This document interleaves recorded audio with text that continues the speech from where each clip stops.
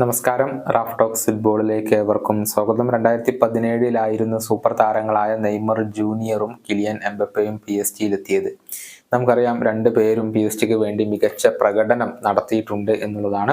കഴിഞ്ഞ സമ്മറിലായിരുന്നു Neymar junior PSG വിട്ടുകൊണ്ട് അൽ ഹിലാലിലേക്ക് ചേക്കേറിയത്. വരുന്ന സമ്മറിൽ PSG വിട്ടുകൊണ്ട് റയലിലേക്ക് ചേക്കേറാൻ ഇപ്പോൾ കിലിയൻ എംബപ്പെ തയ്യാറായി കഴിഞ്ഞിട്ടുണ്ട്. രണ്ടുപേരും PSG-യുടെ ചരിത്രത്തിലെ ഏറ്റവും മികച്ച താരങ്ങളായിക്കൊണ്ടാണ് ഇപ്പോൾ പരിഗണിക്കപ്പെടുന്നത്. പക്ഷേ നെയ്മർ, എംബപ്പെ എന്നിവരെക്കാൾ ഏറ്റവും മികച്ച താരം PSG-യിൽ അത് സ്ലാറ്റൻ ഇബ്രാഹിമോവിച്ച് ആയിരുന്നു എന്നുള്ള കാര്യം ബ്രസീലിയൻ താരമായിരുന്ന വിറ്റോറിനോ ഹിൽട്ടൺ പറഞ്ഞിട്ടുണ്ട്.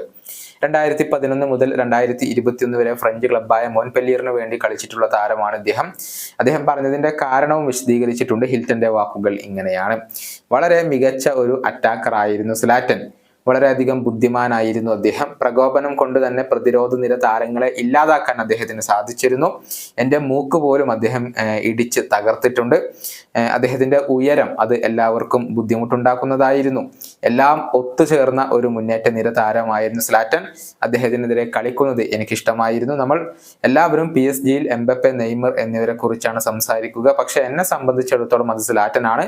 അദ്ദേഹമായിരുന്നു ഏറ്റവും കരുത്തനായ താരം. ഇതാണ് ഹിൽട്ടൺ ഇപ്പോൾ പറഞ്ഞിട്ടുള്ളത്. 2012 മുതൽ 2016 വരെയാണ് സ്ലാറ്റൻ PSG-ക്ക് വേണ്ടി കളിച്ചിട്ടുള്ളത്. ആകെ കളിച്ച 180 മത്സരങ്ങളിൽ നിന്ന് 156 ഗോളുകൾ അദ്ദേഹം സ്വന്തമാക്കിയിട്ടുണ്ട്. പിന്നീട് അദ്ദേഹം മാഞ്ചസ്റ്റർ യുണൈറ്റഡിലേക്ക് പോവുകയായിരുന്നു. ഏറ്റവും ഒടുവിൽ AC മിലാനിൽ വെച്ചുകൊണ്ടാണ് അദ്ദേഹം വിരമിക്കൽ പ്രഖ്യാപിച്ചത്. ഈ വീഡിയോയുടെ അവസാനിപ്പിക്കുന്നു. വീണ്ടും കാണാം.